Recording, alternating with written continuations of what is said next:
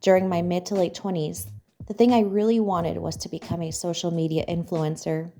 And when you are in your 20s, it is a seductive desire to have the ability to break away from a 9 to 5 job, to live the lifestyle that you want, on your terms.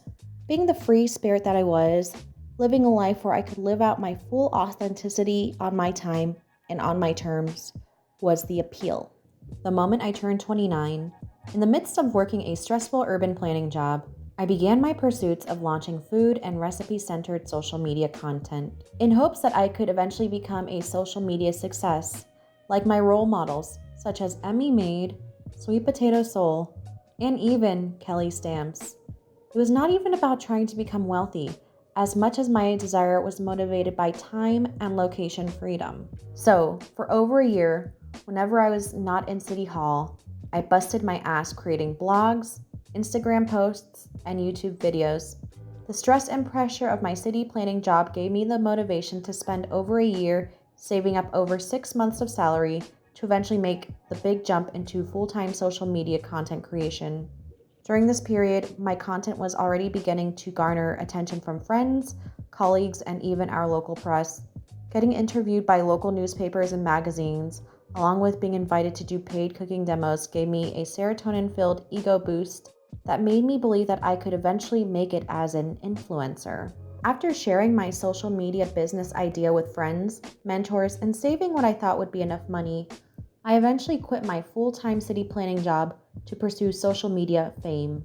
The day after I left my full-time career, things began to change, and not for the better.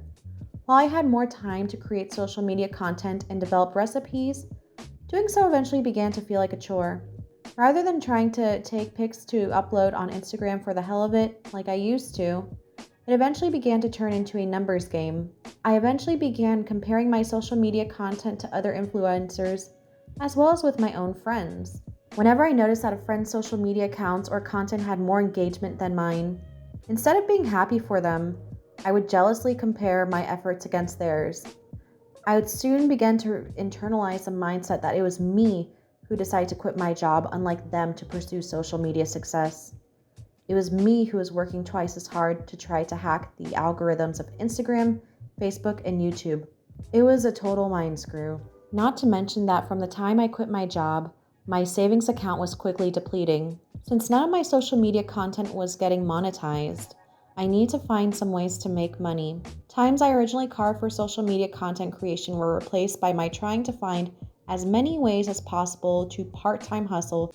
I even became ESL certified in hopes that online ESL teaching on a part-time basis could buy me back the time I worked so hard to pursue. But then something began to happen. The joy I once experienced from creating content fizzled.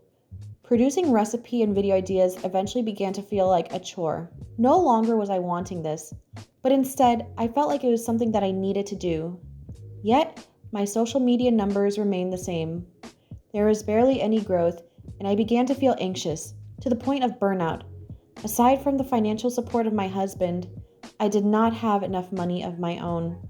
Being broke and burnt out from my quest to pursue social media fame ate at me. While COVID certainly did not help, I chose to isolate myself from friends, mentors, and colleagues who had been cheering my journey since day one. I felt so much shame because after over a year of trying to pursue a full-time social media career for over a year, I realized that it was something that I eventually began to grow resentful of and even hate. What was I supposed to say to my friends and content supporters, especially if I realized that what I was trying to pursue did not work out? As someone who became aware of my own social media addiction, I became resentful of what I thought my dream would be. My anxiety began to increase, and my depression often spiraled to the point of having frequent, dark ideations. Here I was as a 32-year-old. I quit my full-time career to enter something that I realized I now hated. What was I supposed to do now? When you tie your identity to your career, it turns into this sort of toxic dynamic where you begin to question everything about yourself and your purpose once it's all gone. After some time, I quietly stopped posting food and recipe social media content, and honestly, doing that gave me a lot of relief. Halting my professional social media career pursuits allowed me the grace and peace to introspect, focus on my mental health, go to therapy again, and reevaluate what I did want as a career. In these past couple of years, I even developed and began to teach my own youth-focused city planning course, something that I have fallen in love with doing to this day. Now, I am getting to the point where I am beginning to feel balance and fulfillment. I found a healthy work-life balance that gives me enough time to pursue my passions without any burnout. It took me over 3 years to realize that I would have been much happier had I just switched over to another company and position rather than trying to recreate myself as a social media influencer. Do I still create social media content for Instagram and YouTube? Of course. However, the difference now is that social media content creation is something that I do purely for fun. I no longer worry about or even care if my content has strong metrics or if it makes me money. There may be days or months that I now go without creating content, but that's a-okay. I am happy with being a regular average person who occasionally takes and shares pics of pretty trees on my Instagram feed or tasty recipes simply because.